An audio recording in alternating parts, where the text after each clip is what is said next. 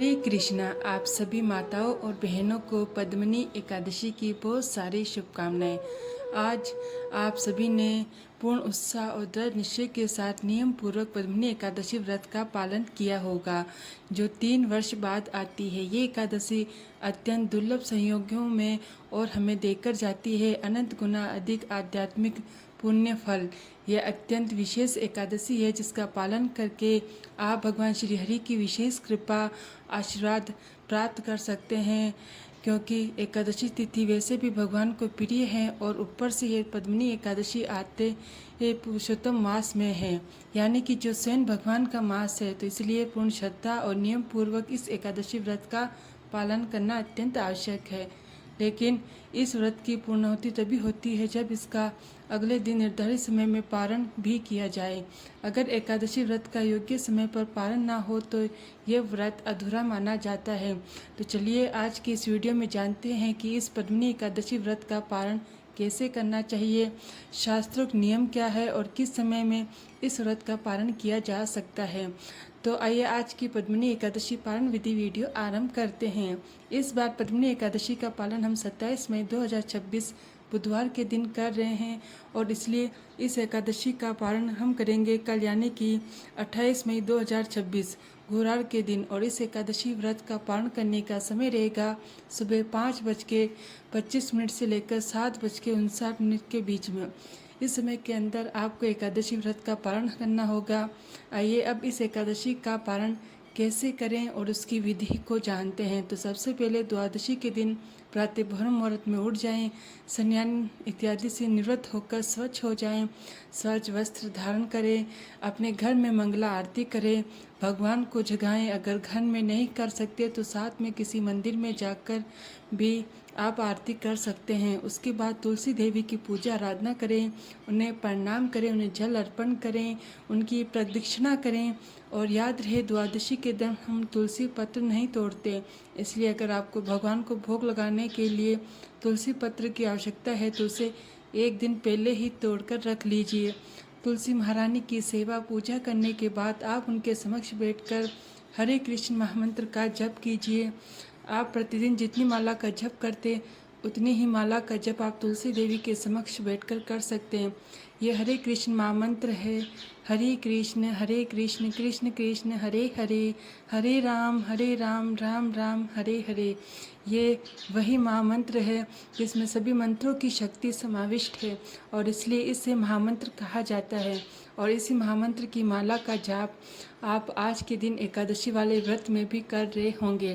तो आप हरे कृष्ण महामंत्र का जप करने के बाद रसोई में जाएं और भगवान के लिए कुछ सात्विक अन्न भोग बनाएं।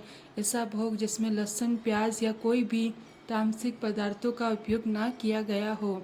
इस भोग को बनाने में ऐसे मसालों का प्रयोग भी ना करें जिसमें अनियन पाउडर, गार्लिक पाउडर इत्यादि का प्रयोग किया जाता हो।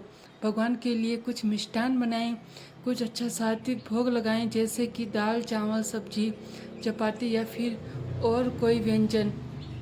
इस प्रकार जब आप भगवान के लिए भोग बना रहे हो उस समय पर भगवान का कीर्तन सुनना चाहिए और उनकी कथा का श्रवण करना चाहिए, क्योंकि जब आप रसोई बनाते हो उस समय में आपके मन में जो विचार चल रहे होते, आपकी जो चेतना होती वह सीधी भगवान के पास जाती है। आपकी रसोई में, यानी कि आप जो भोजन बना रहे हैं उसके अंदर अगर कोई व्यक्ति गुस्से में आकर भोजन बना रहा है तो उसका वैसा ही परिणाम उस भोजन को खाने वाले पर होगा। इसलिए रसोई बनाते समय बहुत सावधान रहे कि आप कैसी सोच रख रहे हैं, आपकी चेतना क्या है। तो भगवान का स्मरण करते हुए, उनकी चेतना में लीन रहते हुए भगवान के लिए स्वादिष्ट सात्विक अन्न भोग बनाएं। उसमें तुलसी पत्र रखें और फिर भगवान को अर्पित करें। जब तक भगवान भोग पा रहे हैं तब तक आप दान की सामग्री एकजुट कर लें और बाकी तैयारियां कर लें। 15 मिनट बाद भगवान के पास से भोग ले लें, भगवान की आरती करें, उन्हें धूप, दीप, पुष्प इत्यादि अर्पित करें। उसके बाद एकादशी का पारण करने की तैयारी करें। पारण करने के लिए सबसे पहले भगवान के समक्ष जाकर हाथ में थोड़ा गंगाजल लीजिए और भगवान से प्रार्थना करते हुए इस मंत्र का उच्चारण कीजिए। ये पारण मंत्र है और ये मंत्र इस प्रकार है। अज्ञानतिरन्दस्य वेतनाने ने केशव प्रसिद्ध सुमुखनाथ ज्ञान दृष्टि प्रदो भवे। इसका अर्थ है, हे केशव, मैं अज्ञान रूपी अंधकार से अंत हो रहा हूँ। इस व्रत द्वारा प्रसन्न होकर मुझ पर कृपा कीजिए और मुझे ज्ञान तथा भक्ति रूपी नेत्र प्रदान कीजिए। इस प्रकार भगवान से प्रार्थना करके अब अपने घर में किसी वैष्णव को या ब्राह्मण को आमंत्रित कीजिए। भगवान को जो भोग लगाया था उसी में से अन्न प्रसाद उनको अर्पित कीजिए। वे संतुष्ट हो जाएं तब उन्हें खिलाएं और उसके बाद अपनी क्षमता अनुसार कुछ दान दक्षिणा दीजिए। इस प्रकार अगर आप घर पर बुलाकर किसी को अन्न प्रसाद नहीं दे सकते तो आप मंदिर में जाकर भी भगवान को भोग प्रसाद दे सकते हैं और दान दक्षिणा दे सकते। अगर आप भोजन प्रसाद भी नहीं दे सकते तो कम से कम अपनी क्षमता अनुसार मंदिर में जाकर कुछ ना कुछ धन या लक्ष्मी अवश्य देकर आना चाहिए। अगर आप मंदिर में जाकर भी दान नहीं दे सकते तो आप ऑनलाइन ऐसी किसी संस्था में भी दान दे सकते हैं जहां पर आपको विश्वास हो कि यहाँ पर दी गई लक्ष्मी का प्रयोग अच्छी चीज़ों के लिए ही होता है, सनातन धर्म के लिए ही होता है। अगर आपकी इच्छा है कि आप ऑनलाइन दान दे या ना दे, अगली बार कभी भी आप मंदिर जाएं या किसी ऐसी जगह पर जाएं तो गौशाला में जाएं तो वहाँ पर जाकर ये दान की राशि दे सकते हैं।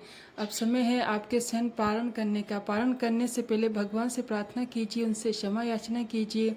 इस प्रकार कहिए, हे परम भगवान श्री कृष्ण, मैंने अपनी सीमित बुद्धि और शक्ति द्वारा इस एकादशी व्रत का पालन करने का प्रयास किया है। इसमें मेरे द्वारा हुई जाने और अनजाने में जो त्रुटि है उसे आप कृपया करके क्षमा कर दीजिए और मुझे आपके शुद्ध भक्ति में सेवा प्रदान कीजिएगा। इस प्रकार कहकर अब आप किसी भी अन्न प्रसाद के साथ अपना व्रत तोड़ सकते हैं। सबसे पहले भगवान को अर्पित चरणामृत ले सकते हैं, फिर भगवान को अर्पित जल ले सकते हैं, उसके बाद जो उन्हें भोग लगाया था वे अन्न प्रसाद ले सकते हैं। अगर आप एकादशी का व्रत संपूर्ण निर्जल रखते हैं तो अगले दिन आपको पानी के साथ या भगवान के चरणामृत के साथ पारण करना चाहिए। अगर आप एकादशी व्रत में फल लेते हैं, दूध लेते हैं या पानी लेकर व्रत रख रहे हैं तो प्रयास करें कि अगले दिन हल्का फुल्का भोजन लेकर पारण करें। अब यहाँ पर एक प्रश्न और आता है कि कई बार ऐसे संयोग उत्पन्न होते हैं कि एकादशी का पारण जिस दिन करना है उस दिन भी किसी का कोई व्रत या उपवास आ जाता है, तो अगले दिन भी अगर किसी का व्रत है तो पारण कैसे करें। तो देखिए, पारण के सभी नियमों का आप पालन कीजिए, लेकिन आप संपूर्ण अन्न प्रसाद नहीं ले सकते। तो ऐसे में सिर्फ एक चावल का दाना लीजिए और उस चावल के दाने का स्वीकार करके भगवान से प्रार्थना कीजिए, या फिर जिस देवता की या देवी के लिए आप उपवास कर रहे हैं उनसे प्रार्थना करिए कि हे देवी माँ या हे प्रभु, हम आपकी प्रसन्नता के लिए ये व्रत करना चाहते हैं, लेकिन एकादशी का पालन करना भी आवश्यक है, इसलिए मात्र पारण करने के उद्देश्य से मैं ये अन्न का एक दाना ले रही हूँ। इसे आप मेरे अपराध रूप में मत लीजिएगा और मेरे आज के व्रत का भी स्वीकार कीजिएगा। भगवान से ऐसे प्रार्थना करके फिर पूरा दिन आप अपना दूसरा व्रत भी आरंभ कर सकते हैं। इसमें कोई दोष नहीं लगता, कोई संशय भी मत रखिएगा। बिल्कुल आप इसी प्रकार से अगर एकादशी व्रत पालन करते हैं तो आपको अगले दिन का व्रत भी यथावत चालू रहता। तो ये थी एकादशी का पारण करने की संपूर्ण विधि। हमें आशा है कि इसमें आपको उपयोगी जानकारी प्राप्त हुई होगी। अगर ऐसा है तो इस वीडियो को लाइक करके सभी को शेयर कर दीजिए जिन्होंने एकादशी व्रत रखा है, और आपके अपने चैनल मंत्रा पूजा को सब्सक्राइब करके रख लीजिए जिससे आपको और भी नई नई जानकारियाँ मिल सके। हरे कृष्णा।